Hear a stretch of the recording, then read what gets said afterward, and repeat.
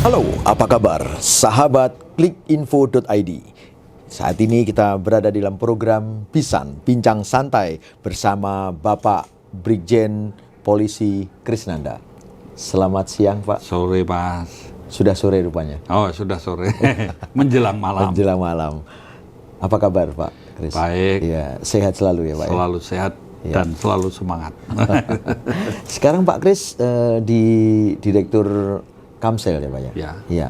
Boleh tahu nggak sih, Pak, sebetulnya untuk kegiatan di Kamsel itu lebih meliputi di bidang apa aja, Pak ya?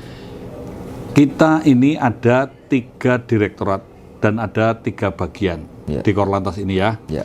1 Direktorat Registrasi dan Identifikasi, Direktorat Penegakan Hukum, dan Direktorat Keamanan Keselamatan. Ada bagian operasi, bagian perencanaan dan administrasi, dan bagian teknologi informasi dan komunikasi.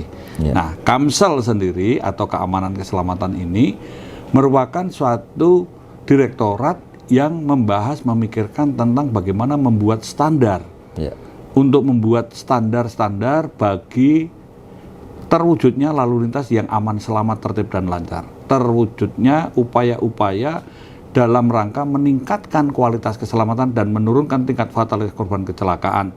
Terwujudnya budaya tertib berlalu lintas dan juga untuk kaitan dengan memberikan pelayanan kepada publik yang prima. Jadi di sini juga berkaitan dengan konseptual dan juga operasional. Nah, di sini juga ada bagian dari Dikmas, pendidikan kepada masyarakat yang akan menjadikan bagaimana kita mengedukasi, mentransformasi dan membangun literasi.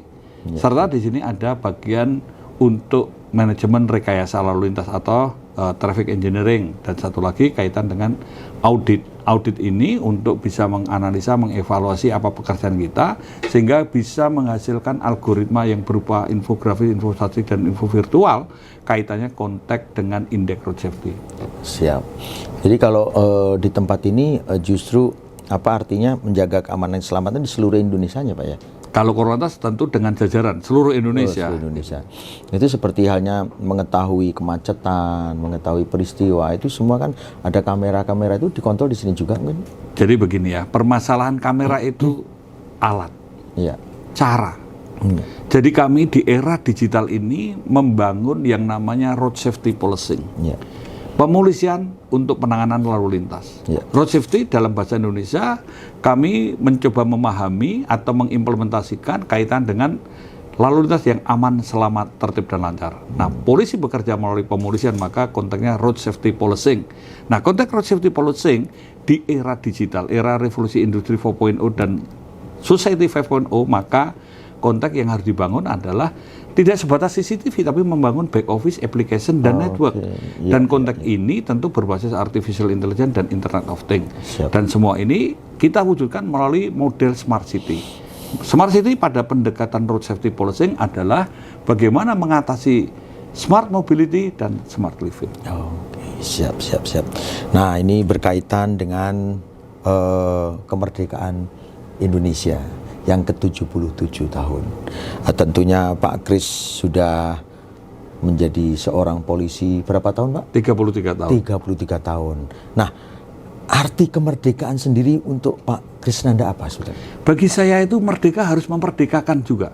Artinya bahwa kemerdekaan ini membuat kita sadar, bertanggung jawab dan disiplin. Bukan merdeka yang asal awur-awuran, tapi merdeka untuk bisa bekerja atau membantu, mendorong, menginspirasi, memberdayakan agar kemerdekaan ini dapat terus mendukung bangsa ini supaya tetap berdaulat, berdaya tahan, berdaya tangkal, bahkan berdaya saing.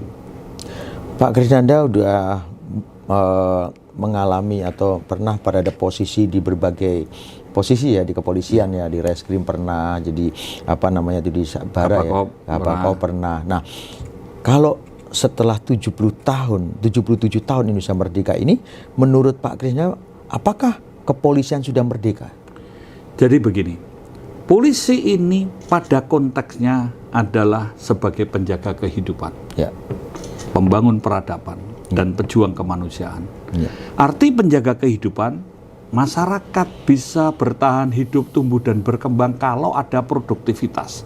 Produktivitas itu dilakukan untuk adanya aktivitas menghasilkan produksi. Faktanya ini ada ancaman, hambatan, gangguan yang bisa merusak, menghambat, bahkan mematikan produktivitas itu. Sehingga polisi ini ada aturan, ada hukum, ada nilai-nilai, ada moral. Itulah yang dilakukan untuk mengajak masyarakat mentaati dan menegakkannya. Sehingga polisi ini menjadi salah satu bagian untuk memberikan jaminan keamanan dan rasa aman. Yang kedua, polisi ini pembangun peradaban. Polisi menegakkan hukum itu untuk menyelesaikan konflik secara beradab, mencegah agar jangan terjadi konflik yang lebih luas. Ini untuk memberikan perlindungan, pengayoman dan pelayanan kepada korban dan pencari keadilan, membangun budaya tertib supaya ada kepastian, dan ini adalah juga bagian dari edukasi. Nah, konteks inilah maka polisi ini melalui pemolisiannya adalah berjuang dan berupaya untuk harkat dan martabat manusia. Ini nguwongke, memanusiakan, semakin manusiawinya manusiawi. Itu kemerdekaan polisi, itu keutamaan. Maka membahas polisi di semua fungsi apapun, core value-nya ada pada kemanusiaan, keteraturan sosial dan peradaban. Jadi kalau tadi disampaikan untuk menjadi merdeka itu memang tidak mudah, Pak ya.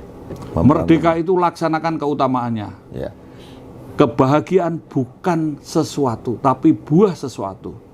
Ketika kita ini hidup sebagai manusia, bermanfaat bagi manusia lain, itu baru merdeka. Artinya, urip iku ono lelabuane, rano lelabuane, rano gunane. Tadi saya katakan, jadi polisi anane mung winates, jadi kawula tanpa winates. Kita harus ingat bahwa kita juga harus membayar hutang kepada rakyat, yaitu terjaminnya keamanan dan rasa aman, adanya keteraturan sosial, dan ini semua untuk peradaban. Karena peradaban ini yang menjadi pilar bangsa ini tetap berdaulat, berdaya tahan, berdaya tangkal, bahkan berdaya saing. Ya, artinya kepolisian harus justru menciptakan rasa aman. Ya, harusnya di mana-mana ada polisi, kita justru wah senang ada polisi. Karena ada rasa aman, artinya begini ya. Kita ini, preman bisa kok mengamankan, tapi terpaksa. Tapi dengan ketakutan.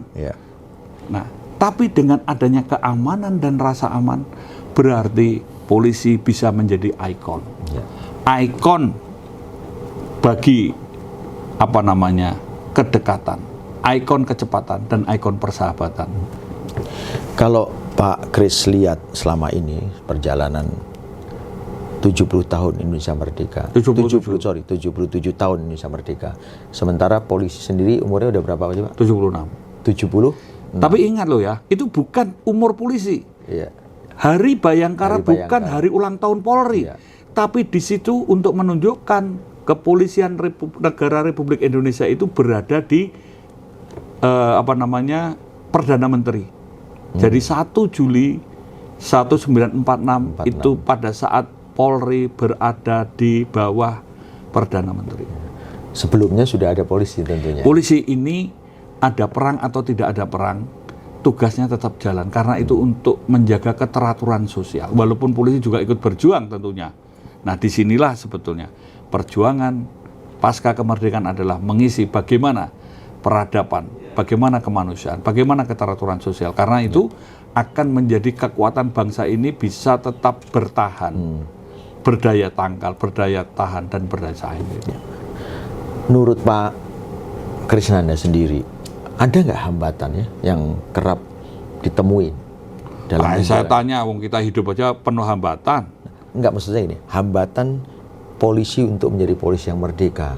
Polisi yang kemudian rakyat memandang polisi itu yang tadi ya, menjaga, mengayomi, selalu ada di mana berada ini.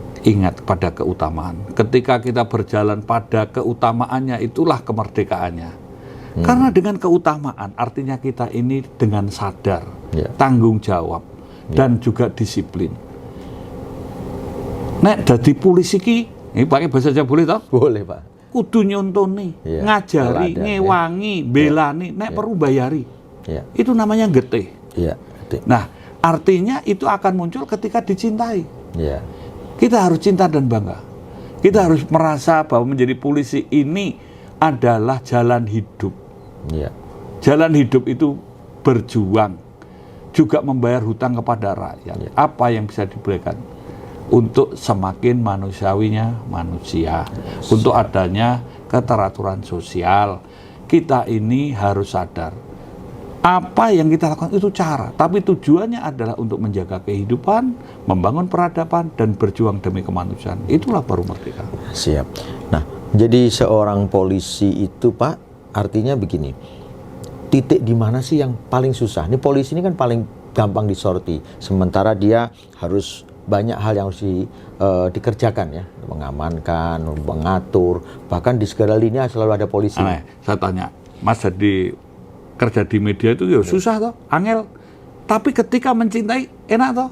Ya. Karena ketika tanpa cinta, tanpa ada kebanggaan, karena kecintaan ini pada keutamaan. Tadi berkali-kali saya katakan keutamaan. Ojo lali nang kautaman.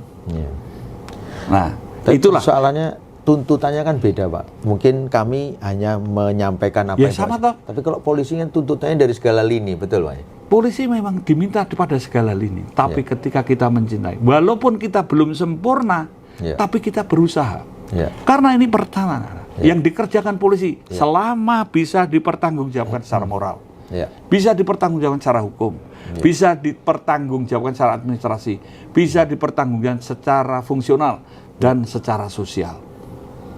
Kita ini adalah manusia, tahu ada keterbatasan, tetapi dengan niat baik, moralitas, karena kita sadar bahwa polisi berjuang untuk kemanusiaan, karena sumber daya manusia adalah aset utama bangsa. Siap. Nah, Pak Kris sudah 33 tahun di bidang kepolisian, artinya mengabdi kepada kepolisian, kepada bangsa dan negara. Apa sih yang belum atau yang ingin dicapai oleh Pak Kris sendiri menjadi seorang polisi? Selama saya masih hidup, tentu pasti ada keinginan. Manusia itu selesai sampai punyanya nek wis mati kan gitu. Loh, nek masih hidup ya tentu ada perkembangan. Mungkin kita manusia nek sudah tua itu tidak berkembang, hanya melar. Ya toh, seperti saya ini kan melar. Nah, yang dikembangkan adalah otak dan hati nurani. Ini yang harus dilakukan. Karena kita ini harus semakin hari semakin baik untuk kebaikan dan perbaikan. Nah, konteks inilah sebetulnya bukan sekedar baik, tapi juga benar. Kalau saya bertanya hal itu, kapan puncaknya? Ya sak matimu kan gitu. Artinya inilah yang kita lakukan. Karena ini bukan kepura-puraan, bukan tipu-tipu, bukan pamrih, bukan karena kepentingan suatu. Karena ini dijalankan karena kesadaran, tanggung jawab, dan disiplin. Itu bisa berjalan ketika mencintai. Kalau tidak dicintai, ya berat.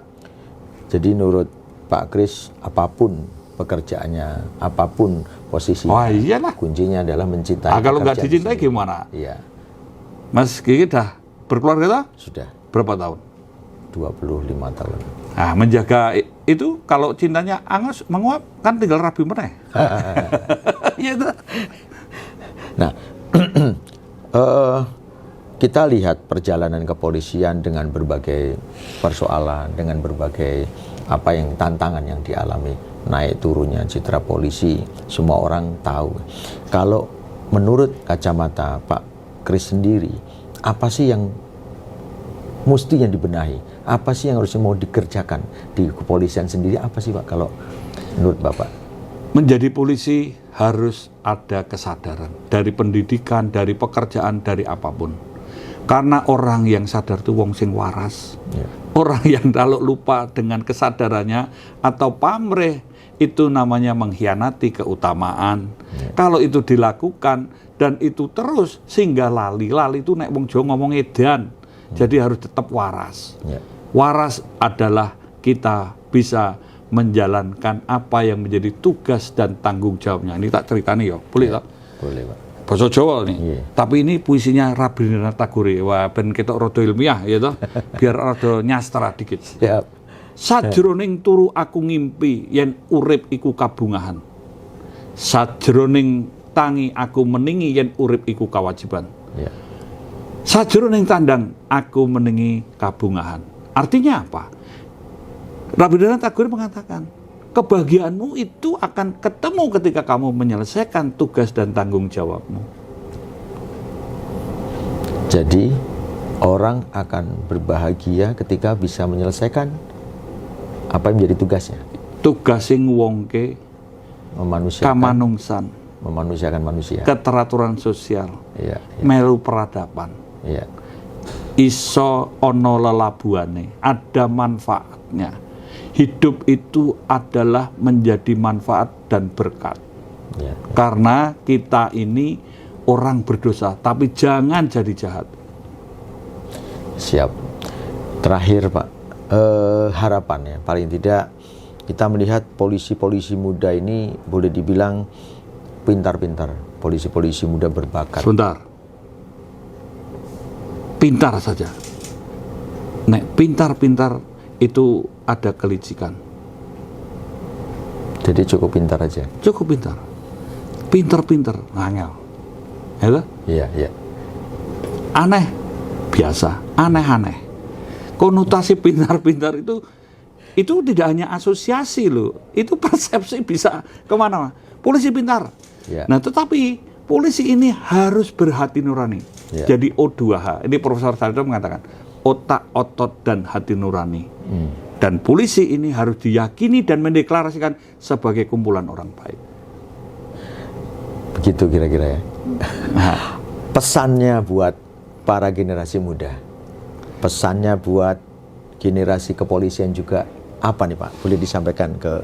Ya, satu, kita harus mencintai pekerjaannya. Yang kedua, kita harus sadar sebagai polisi, pegang teguh keutamaannya untuk kemanusiaan, keteraturan, dan peradaban. Dan satu lagi, kita harus rendah hati. Kenapa saya mengatakan rendah hati? Hanya setanlah yang tidak bisa rendah hati. Setan bisa semua, kecuali rendah hati. Ketika kita bisa rendah hati, beranilah kita untuk melakukan kebaikan dan perbaikan. Dan kita harus konsisten dengan komitmennya. Terakhir, semua disyukuri, maka kamu akan menikmati. Luar biasa wajangannya Pak Kris buat para generasi muda, polisi maupun bukan polisi, ini bisa dipakai di seluruh kegiatan apapun. Terima kasih Pak Krisnanda buat bincang-bincang santainya.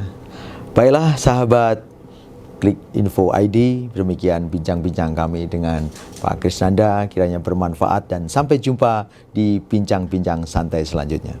Sampai jumpa.